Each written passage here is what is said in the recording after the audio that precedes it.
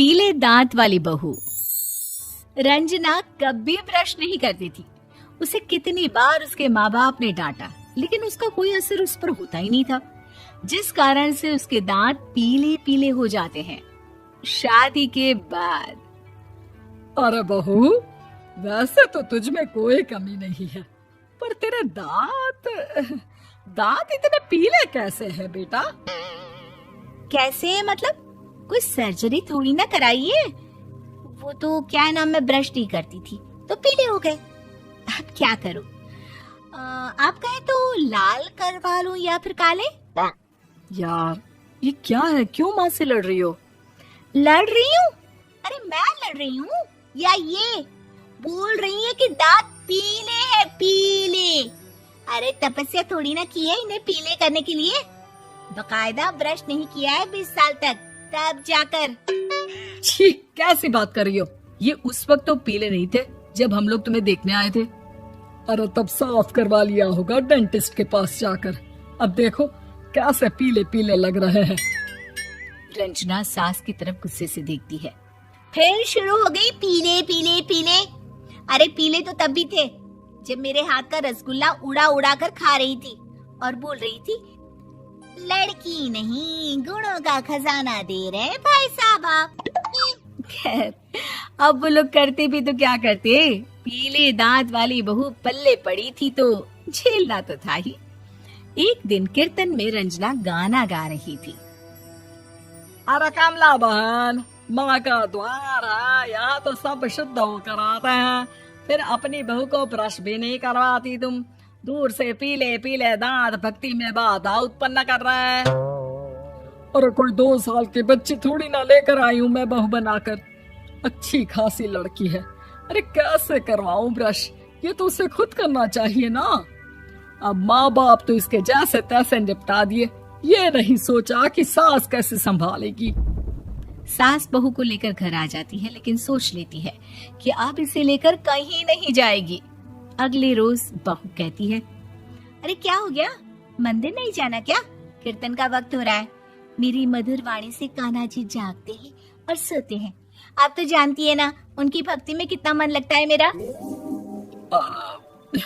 वो क्या है ना, तबीयत ठीक नहीं लग रही है मेरी, आराम करूंगी मैं। तबीयत ठीक नहीं लग रही? अभी तो मिथुन के गाने पर नाच रही थी आप, और अब बोल रही है कि तबीयत ठीक नहीं लग रही। अरे भक्ति में मन लगा लो सासू माँ, ऊपर जाना है, क्या मुंह दिखाओगी आप? हाँ? सास को बहू की बात पर गुस्सा आ जाता है। मैं क्या मुंह दिखाऊंगी, इसकी चिंता तो ना कर, समझी? अपने मुंह की चिंता कर, जो ये पीले पीले दांत लेकर हर जगह पहुंच जाती है। पता है लोग कितना मजाक बनाते हैं।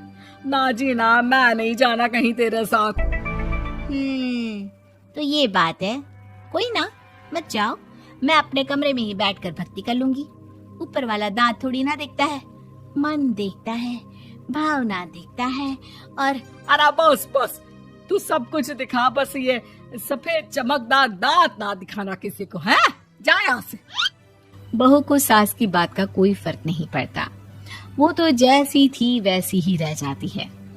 सुबह नहाकर किचन में खाना बनाना, फिर खाना खाना, कीर्तन भजन करना और सो जाना।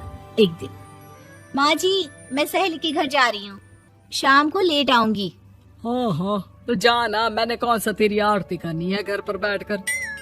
रंजना सहेली के घर जाती है, जहाँ वो पार्टी में जाने की तैयारी कर रही होती है। अरे शिखा, कहाँ जाने की तैयारी कर रही है? मैं गलत वक्त पर आ गई क्या? अरे नहीं यार, उल्टा सही वक्त पर आ गया। मैंने ये साड़ी और ज्वेलरी निकाली है यार, शाम को इनके ऑफिस की एक पार्टी में जाना है। बताना कैसा लग रहा है ये सब? नहीं यार, इस ड्रेस के साथ तो वो वाली ज्वेलरी अच्छी लगेगी। हाँ हाँ सही बोल रही है, मैंने ध्यान ही नहीं दिया। वैसे तो हमेशा से मस्त फैशन सेंस रखती है। तो बड़ा जाती होगी ना पति के साथ पार्टी में। रंजना कुछ नहीं बोलती, बस सोचती है कि यार काश ये बात सही हो जाती। पर मैं क्यों नहीं जाती पार्टी में? क्या इन लोगों की कोई पार्टी होती नहीं होगी? रंजना घर आती है और रात में पति से सवाल करती है, एक बात बताइए, आप मुझे किसी पार्टी में क्यों नहीं ले जाते? क्या आपके यहाँ ऑफिस में पार्टी नहीं होती? पति बेचारा क्या कहता कि दांत पीले हैं तुम्हारे इसलिए। अरे कोई पार्टी होती नहीं हम लोगों के ऑफिस में, तो कहाँ से लेकर जाऊं? और मार्केट, मॉल, कहीं वीकेंड घूमना, कहीं तो। अरे यार सारे हफ्ते में एक छुट्टी मिलती है, तो सोचता हूँ कि आराम ही कर लूं। क्यों? रंजना मन मार के रह जाती है। पहले कभी सास के साथ मंदिर जाया करती थी, लेकिन वो भी सास ने ले जाना बंद कर दिया। घर बैठी बैठी रंजना बोर हो जाती है। तभी उसे आइडिया आता है और वो मायके जाने का सोचती है। सासू माँ, 2 दिनों के लिए मम्मी के घर जा रही हूँ। अच्छा ठीक है, आराम से जा।